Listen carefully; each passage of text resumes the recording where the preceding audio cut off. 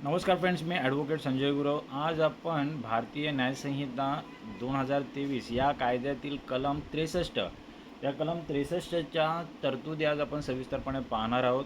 तर भारतीय न्यायसंहिता कायद्यातील कलम 63 हे अत्यंत गंभीर, संवेदनशील आणि मानवी हक्कांच्या दृष्टीने महत्त्वाचे कलम आहे. हे कलम महिलांवर लैंगिक अत्याचाराशी म्हणजेच बलात्काराच्या गुन्ह्याशी संबंधित आहे. जुन्या भारतीय दंडसंहिता IPC मधील कलम 375 आणि 376 च्या जागी हे नवीन कलम अधिक सुस्पष्ट आणि कडक तरतुदींसह आणण्यात आलेले आहे. तर कलमाचे नाव आहे बलात्काराची व्याख्या आणि शिक्षा, डेफिनेशन अँड पनिशमेंट, रेप. BNSचे कलम 63 बलात्काराचे कृत्य अत्यंत सविस्तरपणे परिभाषित करते. काय म्हटलेलं आहे, तरतूद काय आहे कलमात? तर एखाद्या पुरुषाने खालील 7 परिस्थितींपैकी कोणत्याही एका परिस्थितीत एखाद्या महिलेसोबत लैंगिक संबंध किंवा तत्सम कृत्य केले असल्यास त्याने बलात्कार केला असे म्हटले जाईल. काय म्हटलेलं आहे? एखाद्या पुरुषाने खालील 7 परिस्थितींपैकी कोणत्याही एका परिस्थितीत एखाद्या महिलेसोबत लैंगिक संबंध किंवा तत्सम कृत्य केले असल्यास त्याने बलात्कार केला असे म्हटले जाईल. तर आता ही 7 परिस्थिती कोणत्या त्या समजून घेऊया.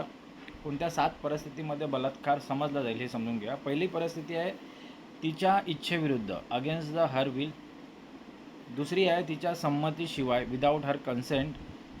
तिसरी, तिची संमती ही तिला किंवा तिच्या प्रिय व्यक्तीला मृत्यूच्या किंवा दुखापतीच्या भीतीखाली ठेवून मिळवली असल्यास.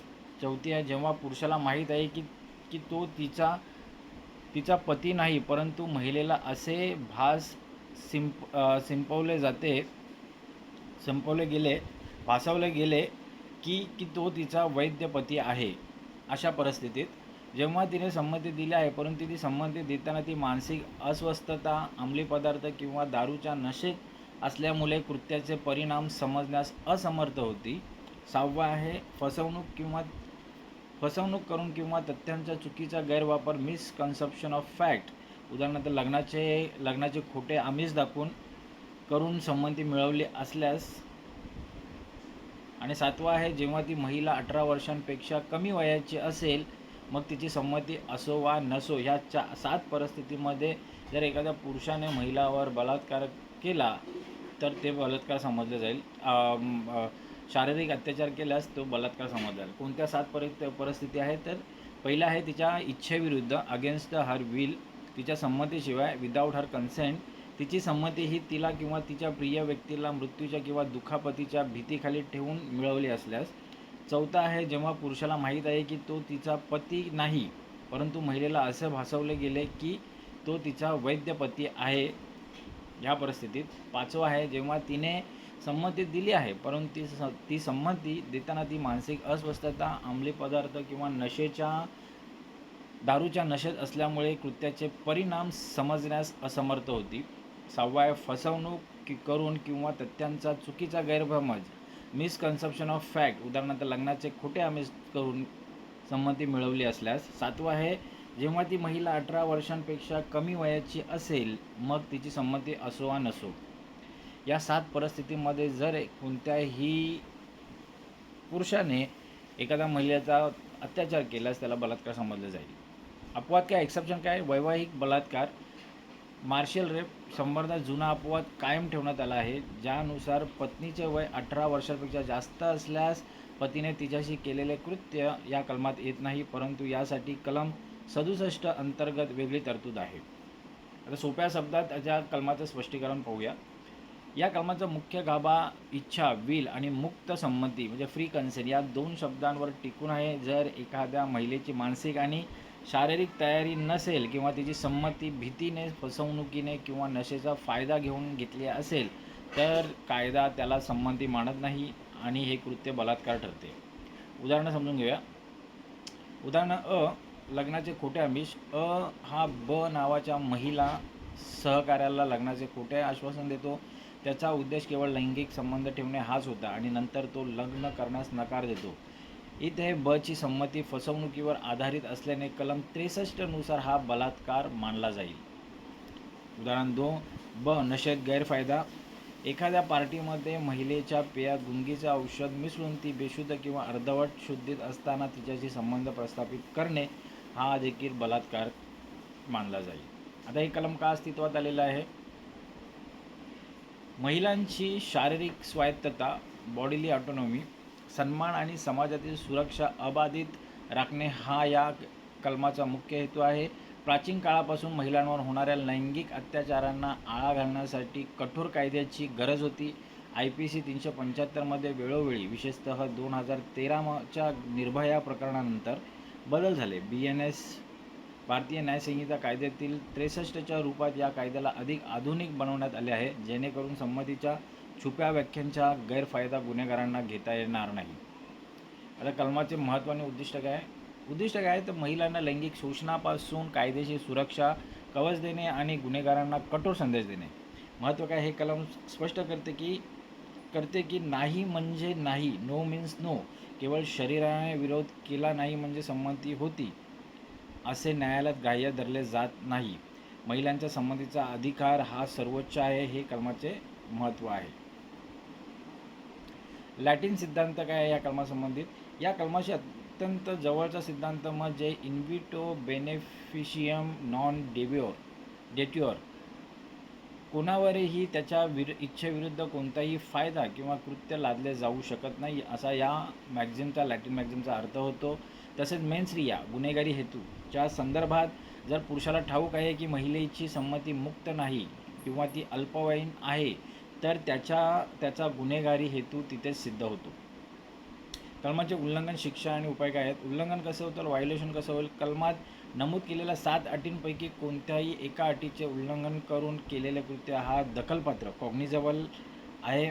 अजामीनपात्र, दखलपात्र, नॉन बेलेबल आणि तडजोड न करण्याजोगा, नॉन कंपाऊंडेबल गुन्हा आहे. हा गुन्हा कसा आहे तर या 7 अटींपैकी कोणत्याही एका अटीचे उल्लंघन करून केलेले कृत्य हा दखलपात्र आहे, अजामीनपात्र आहे, तसेच तडजोड न करण्याजोगा म्हणजे नॉन कंपाऊंडेबल गुन्हा आहे. शिक्षा काय आहे या कलमाअंतर्गत? तर किमान शिक्षा 10 वर्षांपेक्षा कमी नसेल इतका कठोर, आणि तो पण सश्रम कारावास, कठोर कारावास असेल. कमाल शिक्षा जो जन्मठेपेपर्यंत उर्वरित नैसर्गिक आयुष्यासाठी कारावास वाढवला जाऊ शकतो. दंड काय? आर्थिक दंड हा पीडितेच्या वैद्यकीय खर्चाला व पुनर्वसनाला पूरक असेल अशा पद्धतीने न्यायालय निश्चित करते. टीप: जर महिला 18 वर्षाखालील किंवा सामूहिक बलात्कार असेल तर पुढील कलमांनुसार, उदाहरणार्थ कलम 64, 70 फाशीच्या शिक्षेचीही तरतूद आहे. उपाय काय आहेत? रेमेडीज काय आहेत? पीडितेने किंवा तिच्या नातेवाईकांनी त्वरित 0 FIR किंवा कोणत्याही पोलीस ठाण्यात गुन्हा नोंदवावा. घटनेनंतर 24 तासांच्या आत शासकीय रुग्णालयात वैद्यकीय तपासणी, मेडिकल एक्झामिनेशन करणे पुरावा मजबूत करण्यासाठी अत्यंत आवश्यक आहे. न्यायालयीन प्रकरणे आणि निर्णय. ज्युडिशियल प्रेसिडेन्स काय? स्टेट ऑफ पंजाब विरुद्ध गुरमीत सिंग. निर्णय काय होता? जर सर्वोच्च न्यायालयाने स्पष्ट केले की बलात्कार पीडितेची साक्ष ही एखाद्या भागीदार किंवा साक्षीदारासारखी संशयाने पाहिली जाऊ नये. जर तिची साक्ष विश्वासार्ह असेल तर केवळ तिच्या एका जबाबावरही आरोपीला शिक्षा दिली जाऊ शकते. दुसरं प्रकरण आहे, न्यायालयीन प्रकरण आहे, अनुराग सोनी विरुद्ध छत्तीसगड राज्य. ह्या खटल्याचा प्रश्न असा होता की लग्नाचे आमिष दाखवून ठेवलेले संबंध बलात्कार ठरतात का? तर न्यायालयाने स्पष्ट केले, निर्णय दिला की जर पुरुषाचा सुरुवातीपासूनच लग्न करण्याचा हेतू नव्हता आणि त्याने केवळ संमती मिळवण्यासाठी लग्नाचा खोटा बहाणा केला तर ती संमती कायद्यानुसार शून्य ठरते. तो केवळ 363 अंतर्गत गुन्हा मानला जातो.